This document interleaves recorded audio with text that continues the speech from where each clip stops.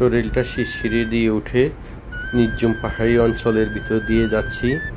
এখানে দেখা যাচ্ছে যে দুই সাইডে পাহাড় এবং রাস্তা থেকে এই টিলা থেকে ওই টিলার উপর দিয়ে রাস্তাটা যেভাবে নিচে সরকারে এই রাস্তাটা দেখা যাচ্ছে কি যে পাহাড় কেটে কেটে রাস্তা বানিয়েছে। এগুলো সেনাবাহিনী রাস্তা তৈরি করেছে চট্টগ্রামে। আপনারা দেখতেছেন যে আমরা অনেক নিচে চলে যাচ্ছি, মানে এই ধরনের 2-3 কিলোমিটার নিচের দিকে যাচ্ছি গাড়ি। আর গাড়িটা জায়গায় জায়গায় হর্ন বাজিয়ে যাইতে হয়, কারণ যেটা একটা রোড, এই রোডে একটা গাড়ি আসলে আরেকটা গাড়িকে ছাড় দিতে অনেক কষ্ট হয়। এখানে কোনো মানুষের তেমন বসবাস নেই, মাঝে মাঝে একটা দুইটা এই বাড়ি পাওয়া যায়, তাও 3-4 কিলোমিটার দূরে দূরে বাড়ি পাওয়া যায়, যেখানে রবার বাগান রয়েছে। এখানে দুই পাহাড়ি অঞ্চলের আপনারা জানেন যে বিভিন্ন টিলা সিস্টেম, মানে উঁচু নিচু থাকে বিভিন্ন জায়গায়, সারা শুধু গাছ আর গাছ, জঙ্গল আর জঙ্গল, প্রচণ্ড জঙ্গল রয়েছে, এখানে গাছ রয়েছে। ভয় লাগে কি জীবজন্তু এসে ধরে সামনে আসে পড়ে, না কি মানে সন্ত্রাসী ডাকাইত করে সামনে আসি পড়ে, এইটা নিয়ে একটা আতঙ্ক রয়েছে। কারণ আমাদের গাড়িতে সবাই আতঙ্কিত হয়ে আছে যে এই অঞ্চলে কোনো মানুষ চলাচল করে না, সন্ধ্যার পর থেকে চলাচল করে না। আমরা বিকাল হয়ে গেছে, এখন একটা সিএনজি পেয়েছি, আমরা বহু দূর আসার পরে একটা সিএনজি পেয়েছি, আর দুটা মাদ্রাসার ছাত্রের মতো দুটা লোক পেয়েছি। এরা পাহাড়ি মুসলিম মনে হয় যেন, এরা মুসলিম, লেবেস টেবেস পাঞ্জাবি গায়ে ছিল। এবং আপনারা দেখতেছেন যে আমরা অনেক উপরে উঠতে হয়, আবার উপর থেকে আবার নিচে নামতে হয়, আবার নিচের দিকে নামতেছি আমরা, এই যে বহু নিচে চলে যেতে হয়। এখানে একটা সিএনজি রয়েছে, সিএনজিটা কোনো সমস্যা হয়েছে, এই কারণে অ্যাকসেপ্ট করে দাঁড়িয়ে রয়েছে। পাশাপাশি আপনারা দেখতেছেন যে আমরা এই পাহাড় রাস্তার দুই পাশে কিন্তু প্রচণ্ড ডাউন, প্রায় 2-3 কিলোমিটার করে ডাউন, একটা থেকে একটা দুই পাশে জ্বালানা করে। যদি কোনো একটা গাড়ির দুর্ঘটনা অ্যাক্সিডেন্ট ঘটে, এই গাড়ির নিচে পড়তে খুঁজেও পাবে না। এখানে যারা বাইক চালান তারাও অনেক সতর্ক সহিত বাইক চালাতে হয়, কারণ এগুলা অনেক উঁচা নিচু জায়গা, বেশিরভাগই পাহাড়ি অঞ্চল। আপনারা জানেন যে চট্টগ্রাম পাহাড়ি অঞ্চলে আমরা একবার গাড়ি নিয়ে উপরে উঠতে হয়, একবার নিচে নামতে হয়। গাড়ি ড্রাইভ করাটাও অনেক কষ্টকর, ভয় ভীতি নিয়ে কাজ করতে হয়, চলতে হয়।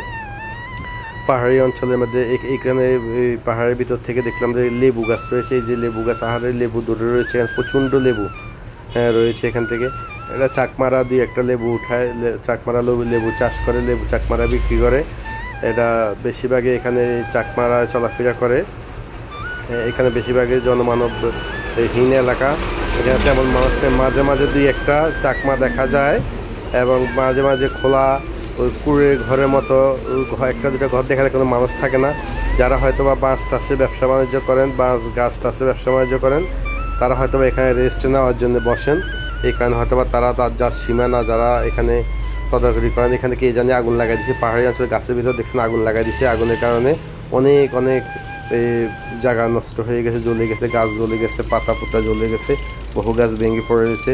আসলে পাহাড়ি অঞ্চলে এভাবে আগুন লাগানোটা ঠিক না, আগুন লাগাইলে গাছের ক্ষতি হয়, পাহাড়ের ক্ষতি হয়, এই যে কোনো মতো পশু পাখির ক্ষতি হচ্ছে। এখানে আগুন দিয়ে এই নিচে যে পাতাগুলো জমেছিল, পাতাগুলো জ্বালাতে গিয়ে বহুত গাছের চামড়া টামড়াও জ্বলে গেছে, নষ্ট হয়ে গেছে, বহুত গাছ শুকিয়ে গেছে, গাছ মরে যাওয়ার অবস্থা রয়েছে। আমরা যে চট্টগ্রাম পাহাড়ে আছি এখন, আপনারা দেখতেছেন যে এখানে আশেপাশে কয়েক কিলোমিটার কোনো মানুষ নেই, কোনো জনসমাবেশ নেই, কোনো হাট বাজার নেই।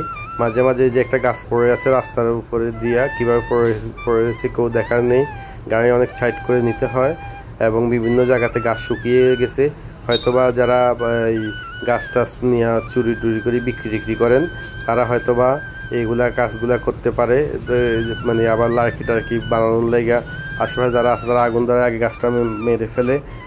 যেহেতু ফরেস্ট অফিসাররা তত্ত্বাবধান করে, আমরা ফরেস্ট অফিসারদের কোনো ভূমিকা, কোনো গাড়ি এখানে পাইনি, আমরা ফরেস্ট অফিসারদের কোনো টলের কোনো লোকও পাইনি, যারা টল দেয় রোডের মাঝে ফরেস্ট অফিসার যারা রয়েছেন ওনারাদের কাউকে আমরা পাইনি।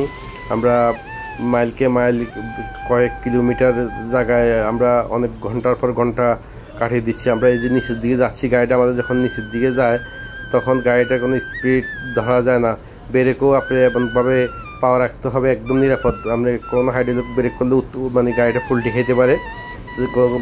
যারা গাড়ি ড্রাইভ করেন সতর্ক সহিত এই পাহাড়ি অঞ্চলের মধ্যে গাড়ি ড্রাইভ করবেন।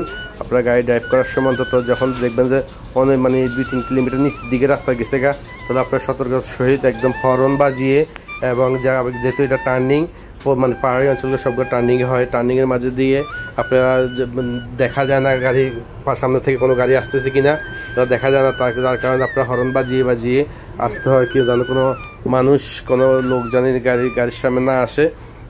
পাহাড়ি অঞ্চলের ভিতরে আপনারা দেখতেছেন যে এখানে জনমানবহীন পাহাড়ি অঞ্চল, চট্টগ্রাম পাহাড়ে রয়েছি আমরা। এখানে 1 কিলোমিটার 2 কিলোমিটার একটা টিলার উচ্চতা রয়েছে। এই পাহাড়টা কাইটা এখানে আর্মি যারা রয়েছেন ওনারা এখানে হয়তো রাস্তাটা করেছেন ওনাদের সুবিধার্থে। আমরা ওই রাস্তা যাচ্ছি, কিন্তু এখানে আমাদের ভয় লাগতেছে যে কি কোনো জীবজন্তু বাঘ টাঘ কোনো আমাদের সামনে আসে কিনা। মাঝে মাঝে 1-2টা মোটরসাইকেল বিচ্ছিন্নভাবে চলে, কিন্তু এরা কে বা কাহারা, এরা কেন এই গাড়িগুলা মোটরসাইকেল নিয়ে এই রাস্তায় ব্যবহার করে? হ্যাঁ, এরা কোনো মাদক মানে চোরা কারবারি কিংবা এই জাতীয় কোনো ব্যবসায়ী কিনা, এগুলাও প্রশাসনের নজরে রাখা উচিত।